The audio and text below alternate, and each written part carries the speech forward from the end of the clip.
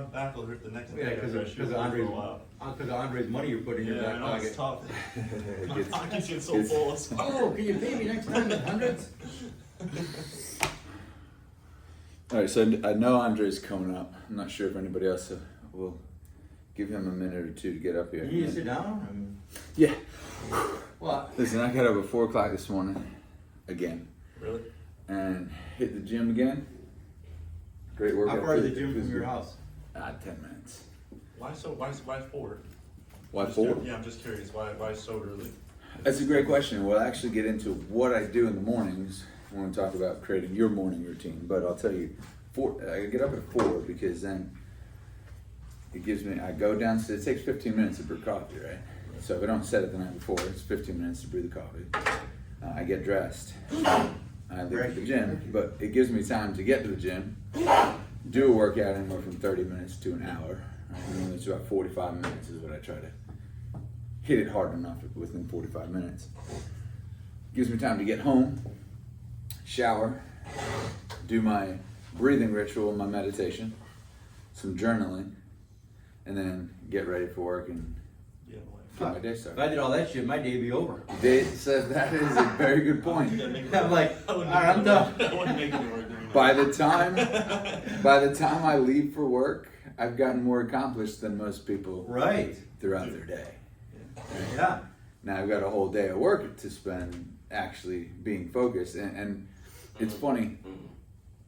I think I was talking to somebody. Somebody made a comment that it was obvious that my attitude has changed, and I feel it myself.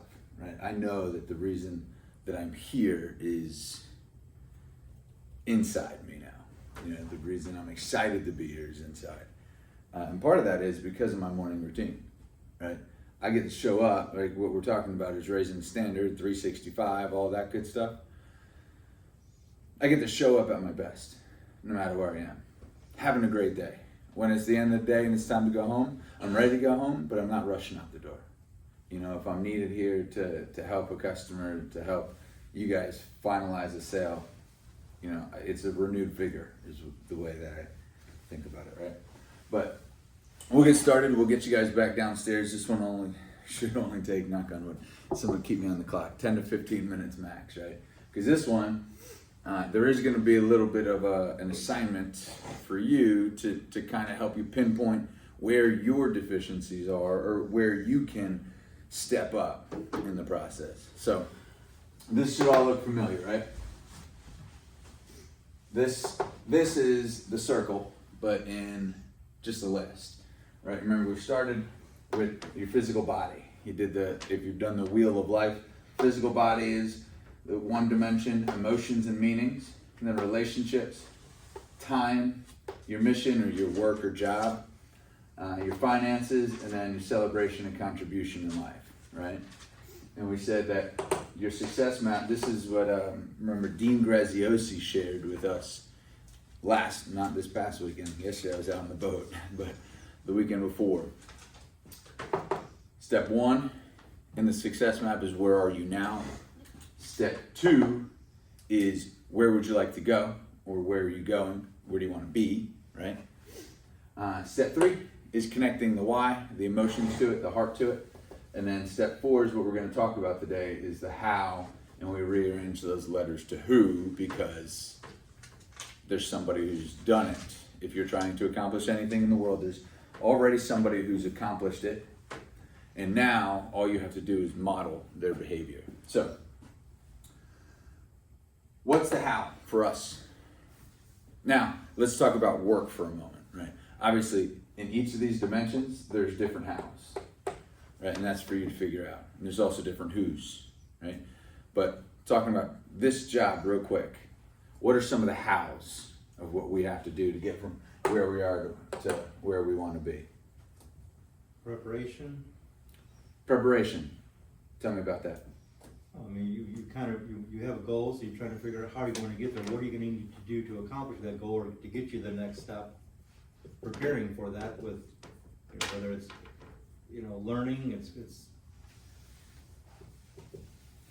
Learning. what do you do to prepare to get to that, if you're looking at the work aspect of it, whether it's prospecting or everything else, so, you know, product knowledge, it can be, you know, looking at the inventory, looking at what's available. Product knowledge, what was the other one you said right before that? Was Prospecting. prospecting. Here's the question: Are we taking this basically off of what we do right now? At the moment, that's where you are, right? Yeah. That's step one, right? But you're also going to apply this. I'm going to talk about where we are here right now, but you're also thinking about this in terms of your own life, right? 'Cause That's remember, why I asked the question, because Yeah. my answer would have been before you get prepared. I mean, you got to figure out where it is that you're trying to go. yeah, absolutely. That's why that step comes before this one, right? So where are you now, and where do you want to go?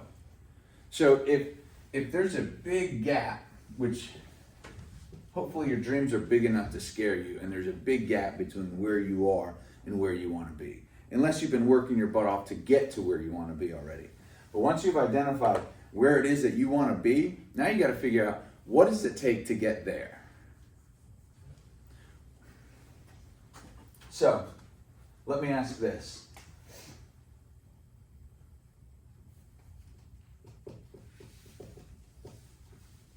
Does anybody have the goal to be a millionaire? You do? Anybody? Yeah? Yeah? Yeah, Eh. I mean, I wouldn't say that that's the goal, no. You wouldn't mind it, right? I wouldn't mind Hit the it. lottery, hit, you know. Right. I have a very lofty goal as well to be. Actually, I'm shooting for 4 billion by the time I die. Don't ask me why I picked God, I that hope you number. live a long We can life. talk about it one-on-one if you want to, but a long life, right? So, what does it take to become a millionaire? Structure. Are you asking? What makes someone a millionaire? So you have two different levels of millionaire, right? You have someone that has the liquid cash, right? Okay. You also have someone that has the Net worth. assets, right? So the assets would be considered Network, yeah. Yeah. So when you say millionaire, what does it take to get there? What I kind of can use- millionaire are you trying to be? Right. I could use myself for an example. It takes discipline. Is my biggest, I guess you would say, hurdle, because I'm very flexible, but I'm also frugal with my money. But discipline is my That's the challenge. number one word right there. Discipline. That's my number one word. You took it right from me. What's that? Yeah. Discipline. Discipline. Yeah. All right. So what's the difference between and this is the point Mhm. that we're going to beat for a moment. Most people think millionaire. They think $1 million, Right. right? Because by definition, a millionaire has at least $1 million, right? But you don't get the $1 million and then become a millionaire. Correct. You have to become the kind of person, right? What kind of person are you? So when you have whatever cash you have and want to get to the millions, there's a gap. The gap is not just in the number in the bank, it's in the person. So this is exactly what we're talking about with all of these dimensions too. In order for you to get to the 10, in order for you to get to your goals, in order for you to become the person you want to become, you have to know what that looks like. That's what you said about you want to know where you want to be. That's the point I wanted to drive home today. We're going to go, I mean, this is not wrapped up with a little bow today and it's over. But I wanted to introduce the idea, or at least get you guys thinking along that line today on what does that mean to be the kind of person you want to be. In order to become a millionaire, there's discipline involved, right?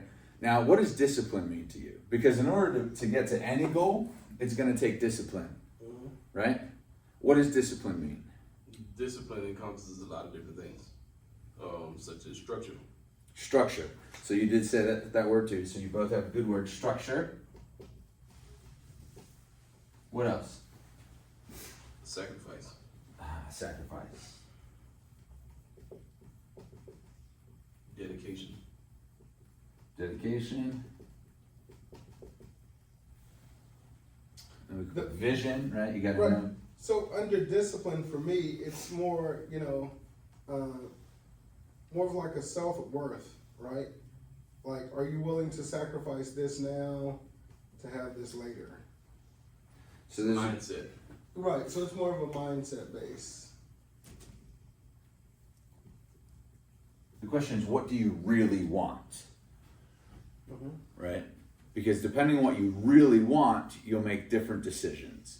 We talked about that. You have in your life right now everything that you want. So far. No. Subconsciously. If you wanted it already, you'd have it, right? That's correct. That's where the shoulds become musts, right? Is what Tony Robbins says. When your shoulds become musts, because right now you have everything that you must have, right? You may have a conflict between what you think you must have and what you've acted out so far. But that's what we're talking about here. How do we act out something different? Because everything you have in your life is your must right now. If you're unhappy with it, good. That's what this is about. If you're not fully satisfied, good, because you're not living at your full potential yet. Good news is you can. And how is what we're going to talk about today for a little bit.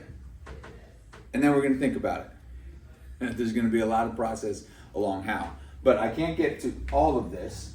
But how to who, right? We said that we rearrange the letters because there's somebody who's already done what we're trying to do. And so all we have to do is model their behavior. What is a model? An example. An example. When you made a model house or a, what do they call them? Dioramas or whatever. You made models in school. Are those reality? Yeah. What you say when you make a model? Well, it's not reality, but it's a blueprint. It's not the actual thing, but it's a blueprint. So it's a scaled representation of what is or what could be, right? So when you're looking at somebody as an example, you're not trying to become them, right? But you're trying to take what? Trying to emulate, Emulate, which means what? imitate, Copy. whatever they Imitate, copy, right? You're taking their behaviors and you're making it your own.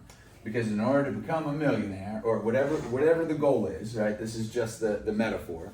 In order to become a millionaire, you have to become the type of person that has that type of discipline, structure, makes the sacrifices necessary, has the mindset, or sees themselves as worthy of whatever the goal is, right? If you don't see yourself as worthy of whatever your goal is, you're never going to pursue it with all the vigor you want or all the vigor you need in order to get there, right? You're going to cut yourself off at the knees, so to speak, right? Because, and that's the funny thing about self-sabotage, it's not actually sabotage, it is fulfillment. You are being who you believe deep down. And we're going to work on and shifting this. Like there are exercises you can actually do with pen and paper, and you have to use the pen and paper. I know that I harp on you guys about writing stuff down. I have only just begun, I promise. By putting it on paper, the reason that I model other people with that too, because I started doing that probably about 16 years ago. I started using the pen and paper because it gets it out of here, right? We think about stuff all the time, but that we never put into action. But putting it onto paper, we're modeling a successful behavior. There was a study done at, I believe it was Harvard, at graduation of Harvard. This was years ago, decades ago. But they took the graduating class and they separated. They asked, you know, what do you hope to accomplish? You know, what are you going to do with your degree? What are you going to do? What are your plans? And they got answers from the graduating class, and then there's less than 10%, I think it was 3% of the students had actually written down their goals. And they followed them for 20 years. And 20 years later, the 3% of the class that had written down their goals was worth more, net worth, was worth more than the other 97% added up.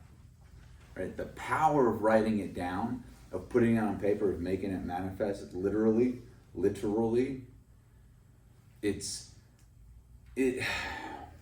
I can't understate its importance. right? That's why I say, make sure you write out your wheel of life. Make sure you're writing out your goals. You're going to come back to it. We're going to go over SMART, right? I mentioned it last time. We're going to learn how to break down the goals even more. But the whole idea of modeling is to figure out, okay, what does somebody else possess that I need to possess to become the kind of person I'm trying to be? OPA. Do we remember talking about OPA now? It was early on a Saturday. We talked about it the other day. OPA, or outcome, purpose, action. And RPM, which is result, purpose, massive action, yes. So when you begin with the end in mind, this is what you were talking about a minute ago, right? This is the thing that you said. If you know where you're going, that's the outcome, that's the result. If you know where you're going and you know why you want to get there, that's the P, purpose, in both of those systems. And Tony Robbins teaches these systems, right? They're great time management or life management skills. They're all followed up by what? Results. Well, A or Action M. and Action. massive action. Yes. Massive action, right? And massive action is the key. If you, who's so far prospects here, right? We prospect for business, right? And who gets the results they're after? Month in, month out.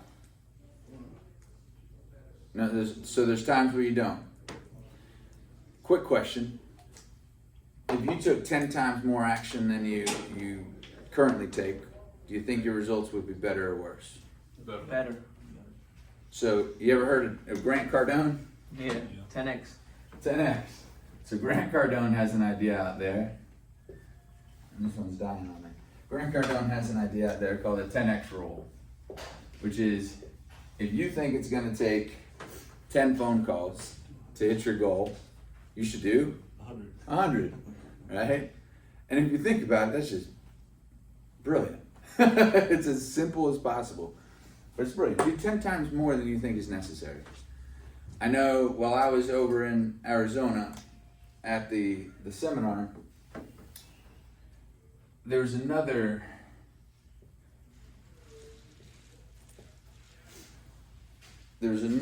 person's behavior that was given to you as an example. Do you remember what Andy Elliott's rule for himself was? Yeah. He made 200 phone calls a day. And I think it was, if he didn't sell 3 cars, he had to sell 3 cars. It was either 3 cars or 200 phone calls. If he didn't sell 3 cars, he made 200 phone calls before he went home. He would not allow himself to do any less. That was his standard. That's how you make $700,000 as a salesperson in this business, right? Because think about it. If you're making 200 phone calls every day or selling 3 cars, are you going to hit your goals? Yeah. I don't think there's anybody in this dealership who wouldn't be able to hit their goals if they did one or the other, right? But the problem we come up with is, in this business in particular, is, well, who do I call? Right? Because do you have 200 people that you can call? If you went a week, would you run out of people before you got to Friday? I don't think so. No, you don't think that you I think run out if of we people? truly prospected, if we truly took massive action, we would be able to find 200 people to call in a day. If In my one life day. depended on it, if I were to die today, and my way out was to make 200 phone calls, I'll find a way to make those 200 phone calls. We talked about that last time, didn't we? Were you in here for that? When you Yeah, want to breathe, When is- you want, right, when your one level is there, you're gonna make it happen, right? yeah. Correct. But every day, are you gonna come in here tomorrow and make 200 phone calls? No. And that's where's my want level? That's what this is about, raising your standard, right? So you've got behaviors you can model, right? I gave you Grant Cardone is a good example. Andy Elliott's a good example, and I've got one more that I'm going to share with you today. We're going to go over some more Opus stuff and the keys to power next time. Like I said, this was going to be a quick one. I'm going to wrap it up here in 2 minutes. Who else can you model? Who else are people that you can? And it doesn't have to be big names like Cardone or Elliott, right? Shit, you can model anybody who's willing to be a decent example. Okay, like whom? Who can you think of? Shit, in my mind, if we just talking about people who work here, TJ is a good example because all his customers are loyal. And they're loyal for a reason. Why is that? Why do you think they're loyal? It's probably the way he treats them, or it's something in particular that he does that makes them want to come back to him every time. So to figure that out, what would you do? Have a conversation with him. Have a conversation with Or TJ to just figure out watch what's what he TJ does. doing, or watch him. So, who else before we move on? Who else could you model? So if we're in the building, right, like look at our GM, Tony. Tony's a great example, 40 plus years in the car business. And I think one thing that I learned the most from him is he's firm, but he's fair. Yeah. That's the biggest thing or the biggest takeaway. I've worked for multiple GMs before. They're kind of lenient. Some GMs don't even talk to you because you're a sales consultant, because you're not, in the office, or you're not on the lunch train. But like, we have a GM that's firm but fair. Mhm. Great example. And one thing, and I love when he shares in meetings, things about the way he came up in the car business. Mhm. When he came, this is a cakewalk, right? A John Bolda red velvet cupcake walk compared to the way it was. It's changed since I got in the business. What's that? It's changed since I got in the business. Yeah, Mhm. it's changed since I started selling cars. Now I was at a very interesting place when I started selling cars. We won't go down that path, but yeah, it's changed since I started selling cars, which is 13 years ago. So TJ, T-Rod, so looking around you, John Bolda. John Bolda. John Bolda, I think sells the most cars. I mean, for 8 out of 9 years, 10 out of 9 years. Or 9 out of 10 years. Yeah. What seems that way. It does, it seems like that, right? So John has great behaviors. That if we all model John's behaviors, and this is, listen, the place I'm going next is somebody like John. But he was the #1 salesman, not just at his dealership, but in the United States, right? And I've told people in this dealership about his method and how, if you really want to, you don't have to make 200 phone calls a day. You don't have to find 200 people every day to call. Now, it won't hurt. Obviously, it works. But there's a guy.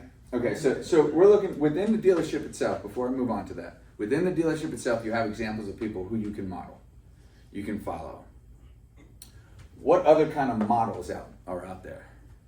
If you can learn from what works, what else can you learn from? What doesn't work? What doesn't work, right? Learn to stay away from the behaviors that are going to kill your productivity. And what are some of those? Gossiping, negativity. Slothfulness. Yeah, I don't have to tell you any of them. Yeah. You guys know what doesn't work. We know what those are. We work around enough people that display those at. So, yeah. Yeah. So when those come up, what do you do? This isn't. You don't have to answer this out loud. Think about it. What do you do when you find yourself in a scenario where people are just standing around complaining? What are you gonna do? Tell them to go work somewhere else. Because if you don't say anything, you're just condoning that behavior. Yeah, you can choose to step up, Hmm? and I have no problem with that. Yeah. But at a very minimum, remove yourself. Mhm. At a very minimum, don't let yourself be. Listen, that kind of talk, that kind of negativity, remember we talked about the power that brings with it. So, if you want to do yourself a favor, remove yourself from it. Get yourself out of it. So, you can model what works, and you can definitely use, as an example of what doesn't work, examples of things to stay away from. But the most important thing is to stay towards the positive point.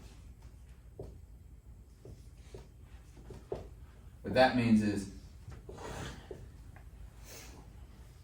if somebody tells you, don't think about the color red, right now that's what you're thinking about, right? Because the whole idea of not thinking about something, the brain doesn't exactly understand it, right? So you want to focus when you're setting your goals, when you're modeling behaviors, focus on the positive point. What are the things that I can do? And if you focus on the positive point, you can eliminate the things that don't work because they're not on the positive point list, right? So make a list, right? This is the homework portion. What I want you to do is I want you to think about all the things, the how stuff. Think about who it is that you can model, first. That's the first question. Who are the people that you can model? And then the second question, once you have a list, just give yourself about 3, 4, 5 minutes to think about these things. Just shoot, Google it if you want to, right? Use your resources around you. It doesn't all have to come from you. But think of who first. Then I want you to ask, what behaviors do they have that not only I could emulate, but I would emulate?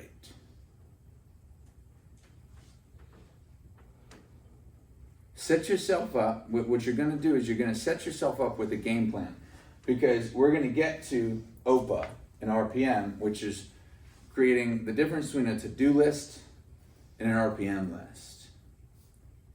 All right? We're going to figure out how do we start creating a daily plan so that we lead ourselves into massive action that's easy to take, right? Because the thing about discipline is it doesn't last, right? Habits are what we're trying to develop. And by starting with discipline, it's hard in the beginning, right? Robin Sharma has a great book called The 5 a.m. Club, which is when we'll get to my morning ritual, which is where I got it from. The 5 a.m. Club is about, it's difficult in the beginning, messy in the middle, and glorious at the end as you establish new habits. So when you start off, it's difficult. The first 22 days, because it takes about 66 days to make a habit, according to some research out there, but Robin Sharma's book harps on this 66-day journey to create a new habit. Difficult in the beginning, the middle 22 days, it's messy. You're going to do well, and then you're going to stumble. You're going to do well, and you're going to stumble. And then it's glorious at the end once you've installed a new habit. So you're asking yourself, who is it that I can model, and what are the behaviors? What are the behaviors about them, or that they have or had, that I can model? I'm going to throw somebody else out there now for you. Once you get that, once you move on to that, we're going to move on to OPA and how we create lists, daily lists that are actual productivity lists. So you got a lot of theory last week, right? We talked a lot about what I call a foundation for you to pursue your goals. And then we're going to start putting into practice. We'll dig in here, work stuff. But I want to encourage you, if you didn't notice, we didn't talk a lot about work last week, because you're not just a salesperson here. You're not just an employee of the dealership. You're not just the CEO of your career mission. You're also the CEO of your own life. And I want you to think about, what is it in your own life, right? These are the same questions. Who do I want to emulate in my own life, right? So for me, and I'll be honest, one of the people I wanted to emulate was my wife, because I watched her. When I met her, I saw her handle life with grace. Now, she doesn't have the easiest life in the world. She's been dealt some tough cards, but she walked through everything with grace. She did the right thing no matter what. And me, man, I was a self-centered son of a gun. I was figuring a way to scrape, claw, and scratch my way, right? Just trying to survive at that point. And then I saw somebody who encountered her own struggles, and that's why I married the woman, right? I had to step up and become the kind of person that deserved somebody like her, because when I met her, I wasn't. Right? And this is a true story. This is my truth. So all I did was I said, okay, man, you either let that woman go, or you figure out how to become that guy that you're not. Now, I'm not there yet, right? But I'm on my way, right? This guy that I am today is so much better than the guy I was 10 years ago, right? And the whole thing about, when we talked about making small incremental improvements, constant and never-ending improvement is CANI, is what Tony Robbins talks about all the time. That's what I'm calling you to. I'm asking you, I'm inviting you. Play this game with us. Let's play this game together as a team because of how great we can be. Now let me throw this model out there for you. I might spell his name wrong, so forgive me if I do, but I believe. And do me a favor, if somebody wants to fact check this later, I believe his name is Joe Girard. Who knows what his behavior was? Number one, sales. I believe he was with GM too. It was a Chevy guy, if if I remember correctly. But Joe Girard sold, at the end of his career, 6 cars a day. God, Jesus. When you sell 6 cars a day, they're setting up systems around you. Okay? How do you think he did it? He built this book of business and continued to build on it. He built a book of business and continued to build. Okay, he did. How did he build that book of business? Referrals. Heavily. How? Um, Referrals are who? How? There's a very specific action that I'm going to give you today and encourage you to, if you dare to step up. It's a challenge. It ain't going to be easy. It's going to require a little bit of work from you. Do you know how? He kept in contact. It's a way of treating people. There is a way of treating people. So I'll bring an example tomorrow because I have one at my house because I stole this and I made it my own in real estate. Now, had I done better, I'd probably still be in real estate.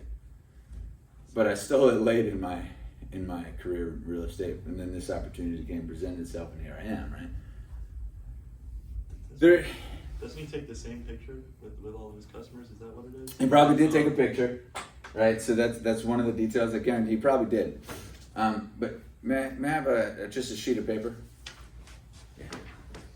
All right. So he took a piece of paper. So I did this in real estate. I took on a piece of paper on a word processing document. What do you call it? Microsoft Word. I wrote, "I like you," or it was over here, right? "I like you." It looked like you're writing in chalk. You know that font?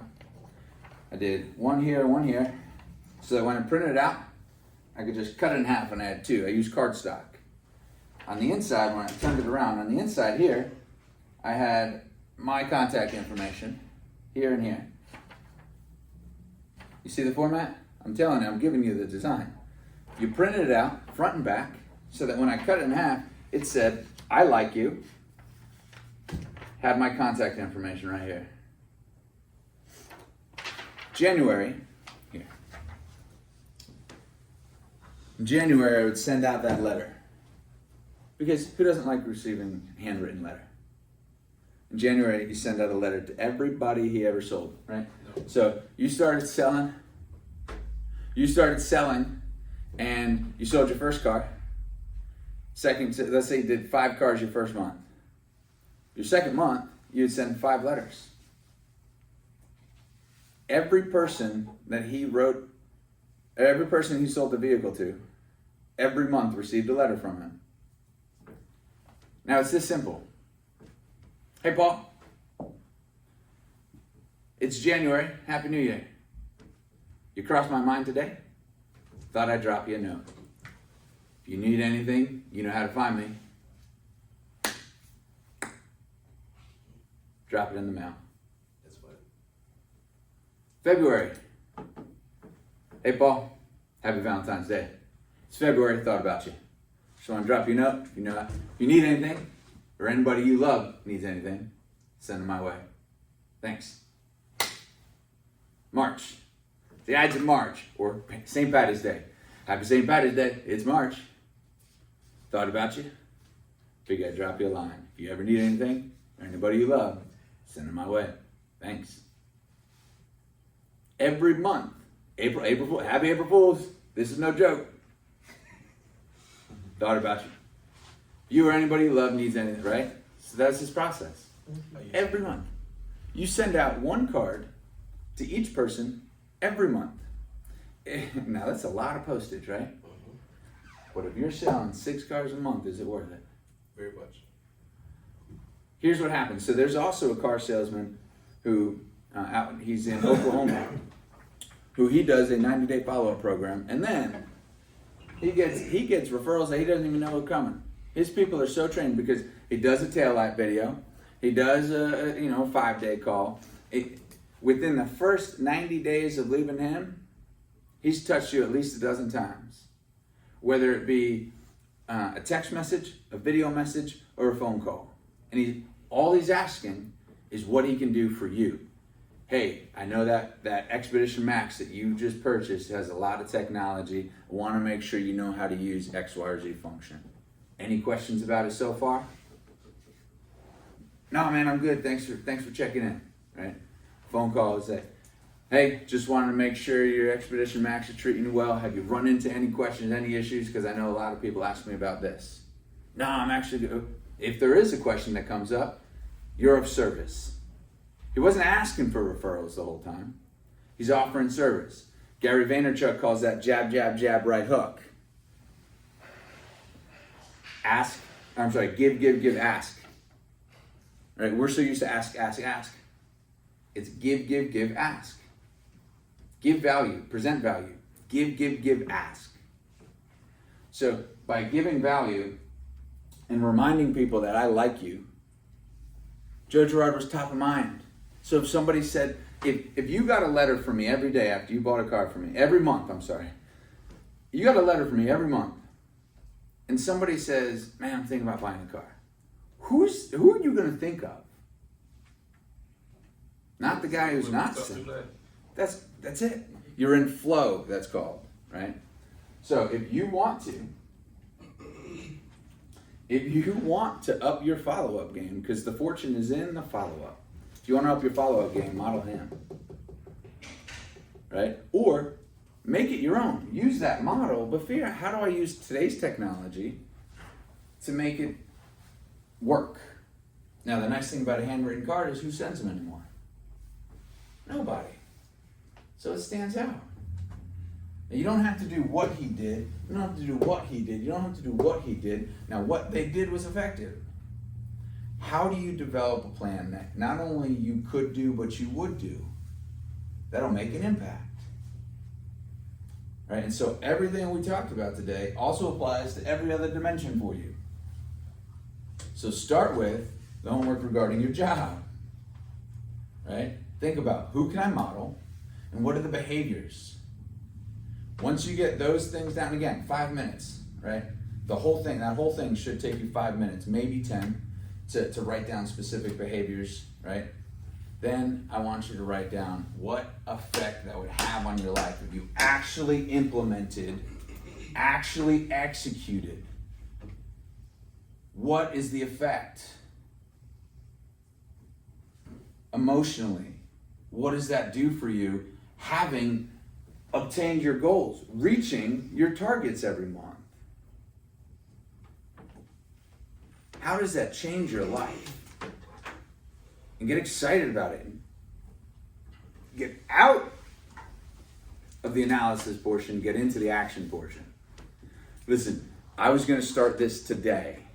Last week when I got back on Tuesday, I went around and I said, hey, would you guys, this is what I'm thinking about doing. Oh, and he said, probably end of the week, probably early next week. And I said, screw it. I don't know what the hell I'm doing. We're going to go up here and start training. Right? Listen, I've been doing this for 16 years. I led agents in the past, right? It's not my first rodeo. I said, you know what? Let's just get going. We'll make the first step, and this is what I'm asking you to do. Take the first step, and you'll figure out the second step, and the third step, and the fourth step. All right? Let's get back to selling. I ran over. All right, thanks, Steve. Yeah, thank you.